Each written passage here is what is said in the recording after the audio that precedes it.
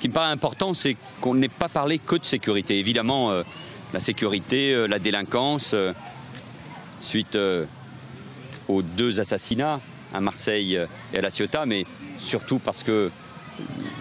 depuis déjà de nombreuses années,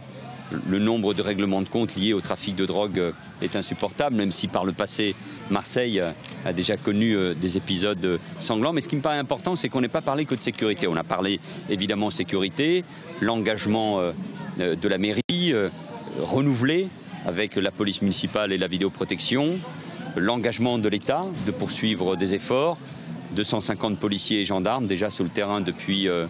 1 an, 4 compagnies républicaines de sécurité qui sont fidélisées le temps nécessaire. Et à ma demande, le préfet de police, Jean-Paul Bonnetin, a annoncé, le président de la République l'avait dit hier aussi, que dans les mois qui viennent, nous tiendrons nos engagements, c'est-à-dire d'accompagner les évolutions démographiques de la ville sur les nouveaux quartiers et de renforcer notamment, et c'était demandé par les élus, encore plus la présence sur le terrain. Parce qu'il y a évidemment les règlements de compte, et ça c'est le travail des enquêteurs, de la police judiciaire, mais il y a aussi beaucoup d'incivilité, de la délinquance quotidienne, même si elle a baissé de manière significative sur Marseille, mais on a besoin de rassurer, de protéger. Et dans les semaines qui viennent, j'aurai l'occasion de dire, en fonction aussi des sorties d'école, de policiers, quels sont les effectifs que nous allons disposer sur le terrain.